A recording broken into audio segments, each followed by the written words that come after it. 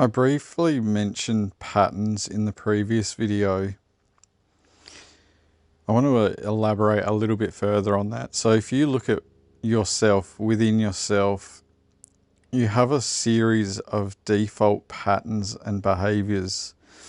So one of the easiest ways to identify is when you repeatedly do the same thing, and it's usually not until you become consciously aware of the fact that you're doing it over and over. So one of the things a lot of people do is comfort eating or seeking external validation. So I'll go a bit further into those two patterns. So when someone has insecurities, they will typically have a pattern of being a people pleaser, which they will then have a constant need to seek external validation and approval from others. So they will often have a pattern and a program running where they're on autopilot, which is, people will often refer to it as dissociation while they're doing it. So if, say, they get emotionally triggered and it arises an insecurity, a doubt, a fear,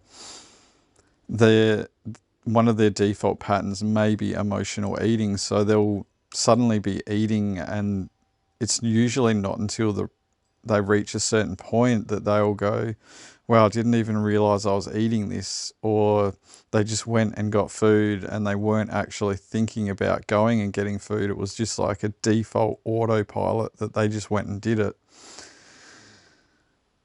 External validation seeking is the same thing, where someone will usually get emotionally triggered and it will set off that pattern for them to go and seek approval from somebody or something.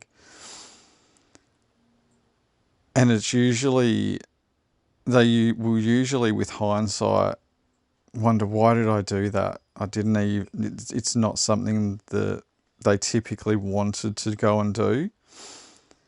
And if you're listening to this and you've got those default patterns, usually you'll find yourself wanting to say no, but you won't want to disappoint somebody else. So you'll often say yes, which then leads to overall, the more you do that over and over and over again, you usually reach a point where resentment will build up, and you'll find that you have that at the end of it.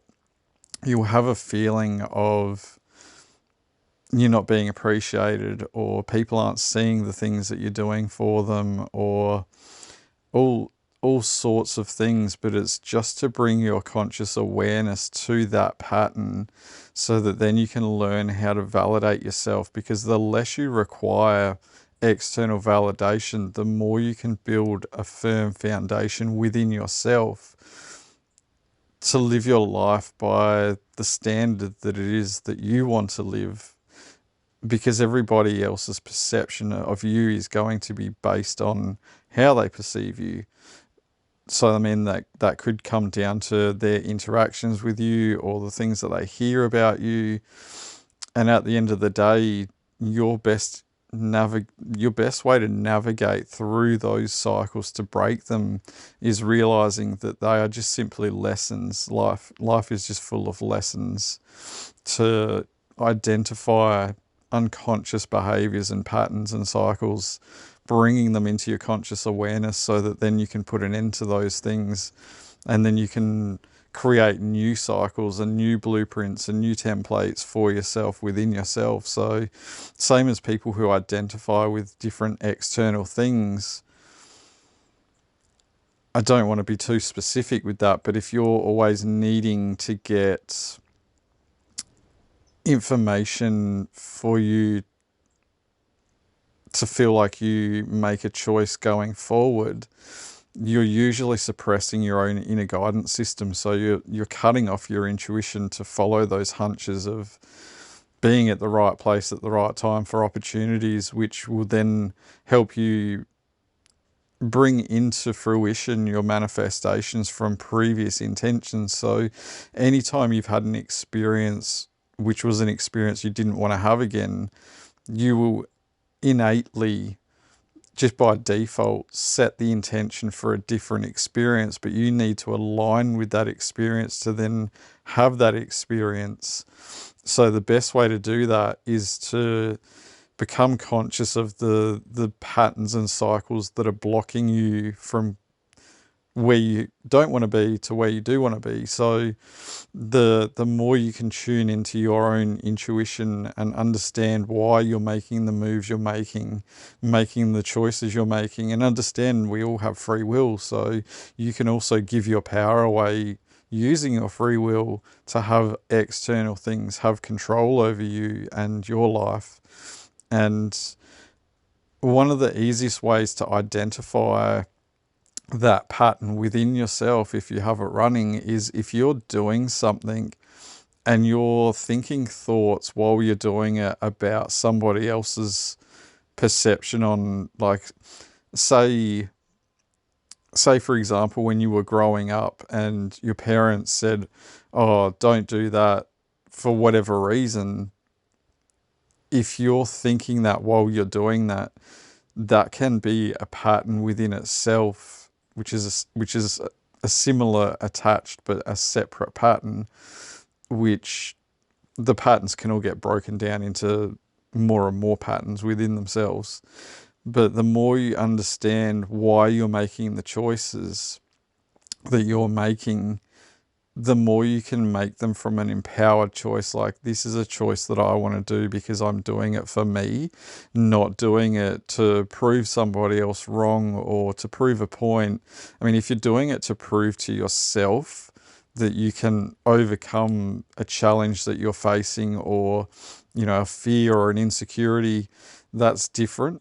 But when you're doing it from the external point, like if you're wanting it to either prove somebody else wrong or for their external validation, make sure you're always doing what's in your best interests for your overall long-term expansion within yourself.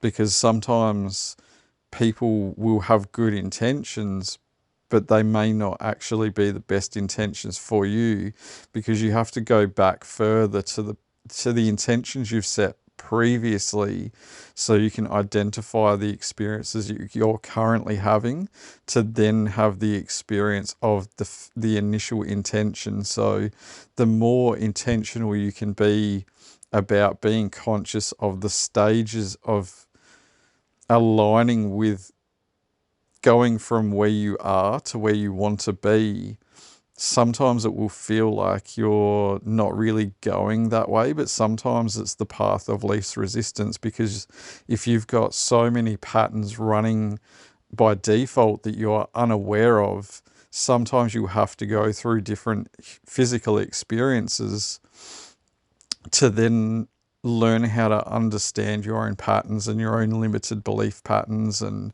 you know, fear, all of those, you know, or even victim consciousness, all of those type of things. You have to get through and break those cycles to then get to the point where you can consciously manifest what it is that you do want to experience. But then also remembering, when you get to the point of that manifestation coming to fruition and becoming a part of your reality, half of the fun of the human experience is actually manifesting and having more and different experiences. So never feel like you're asking for too much by getting something and then wanting more, because when you get to the point where you're having conscious manifestations happening, the more you can stay in that and keep the ball rolling. You know, start out with something small. If you're struggling to manifest an experience that's a larger experience, start with smaller conscious manifestations for really easy, simple things, whatever those things are with you, and then work up to bigger and bigger things, because by doing that, you're creating a new pattern of trust within yourself that, yes, I am the creator of my own reality, so I am always manifesting, but it'll help you to change your vibration and your energy and your frequency to then align with the things that you want to experience, which then eventually you can just manifest purely based on the energy and the frequency, and you don't even need the feelings and the thoughts. Like, they then become secondary. It's just then, they are just the byproduct of the experience of whatever it was that you were manifesting. So, for a previous example, for me, I was sick and tired of being sick and tired of drama and chaos that other people would be experiencing. And so I was manifesting peace and quiet. And so then everybody basically was repelled from my energy.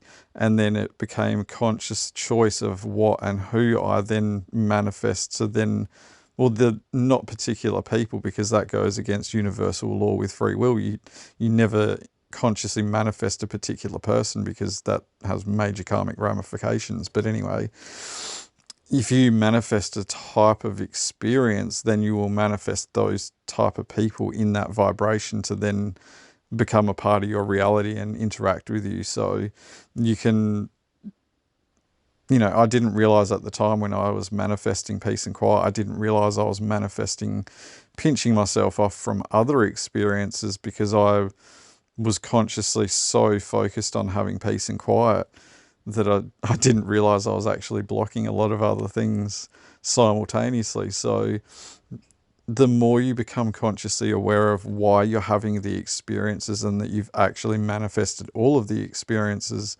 the more you understand it, and the more you get in tune with it, and then you can understand the steps to take to get to the future manifestations that you want to experience, and then you can get them to come in a lot quicker and quicker. So it's something that definitely takes time to become a conscious manifester in, especially with things that are, hardwired programs from default autopilot patterns, that then you have to learn how to override and rewrite, and then create your own blueprint consciously. So, which you can also do that intuitively by connecting energetically, but that's to different blueprints, but that's a lot deeper. And I'll need to make a lot more videos before I go down that road, I feel. Anyway, I hope that helps, and have an incredible day.